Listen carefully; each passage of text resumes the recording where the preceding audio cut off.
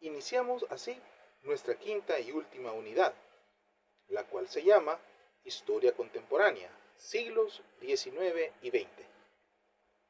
El término historia contemporánea hace referencia a lo más reciente de la historia. Contemporáneo quiere decir con el tiempo, es decir, la historia del tiempo que estamos viviendo o que nos ha tocado vivir a nosotros o a nuestras generaciones más próximas.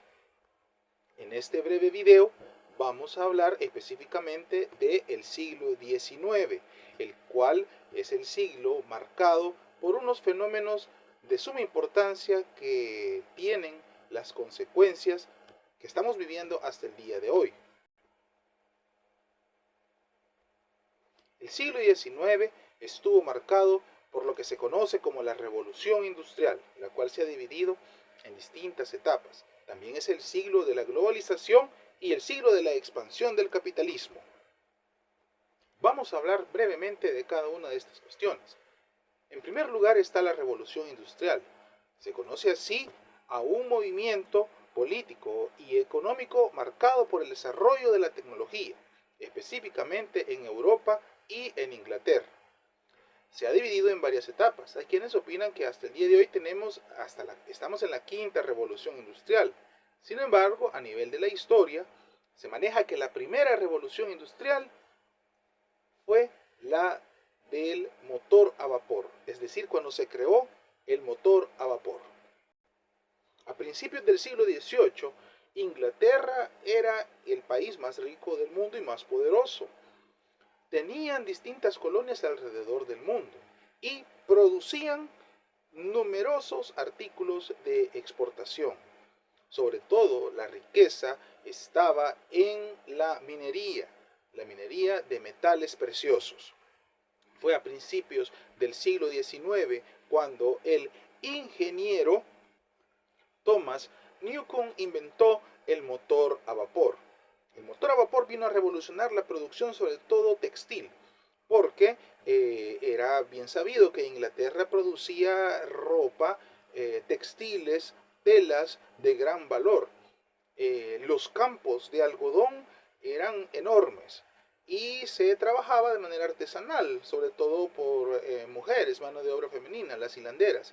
Sin embargo, con el motor a vapor, toda esta producción de telas se mecanizó de una manera, digamos, que dio una producción exponencial, aumentó muchísimo más. El motor a vapor tuvo muchas funciones y aplicaciones en distintas ramas de la industria, sobre todo de la minería. Este fue perfeccionado por James Watt también en el siglo XIX.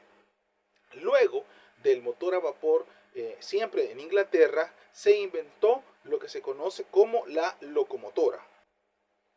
La locomotora, que es la aplicación del motor a vapor pero en los transportes, y fue George Stephenson quien inventó el ferrocarril a principios del siglo XIX. El ferrocarril vino a revolucionar sobre todo el transporte de mercancías. ¿Por qué? Porque las grandes minas de carbón, de oro y de plata, ¿verdad? Necesitaban transportar eso pesado, sobre todo las minas de carbón fueron sumamente importantes. ¿Por qué? Porque las fábricas productoras de manufactura funcionaban con carbón, necesitaban carbón para los motores a vapor. Las minas estaban lejos y con el ferrocarril se pudo llevar grandes cantidades de carbón a las fábricas. Pronto se vio que los ferrocarriles eran necesarios, puesto que transportaban la producción hacia los puertos, para que por medio del mar y de barcos también a vapor, que posteriormente se fueron implementando, la producción llegaba hasta los mercados de destino. También América, en nuestro continente, también se vio revolucionado por los ferrocarriles. Fue en La Habana, Cuba, donde se llegó por primera vez el ferrocarril en nuestro continente americano, con el ferrocarril de La Habana, el cual llegó en 1837. Posteriormente, en Centroamérica, fue en 1855 cuando empezó el ferrocarril de Panamá. En el caso de El Salvador, el ferrocarril comenzó en 1872 los primeros proyectos y posteriormente fue en 1882 cuando se hizo el primer viaje en ferrocarril en nuestro país. Es así como las mercancías empiezan a transportarse en barcos y en ferrocarriles, y la revolución industrial hace que el capitalismo se expanda, ¿verdad? Y que los países europeos se vuelvan mucho más ricos, sobre todo Inglaterra.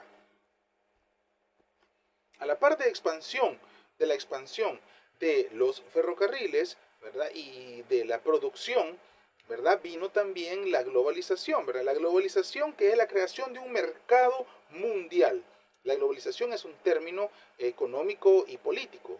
En la parte económica son los mercados los que se vuelven mundiales. Es decir, que ya un país lo que producía ya no lo vendía solamente a su población, sino que lo vendía a otros países, ¿verdad? Y se enriquecía.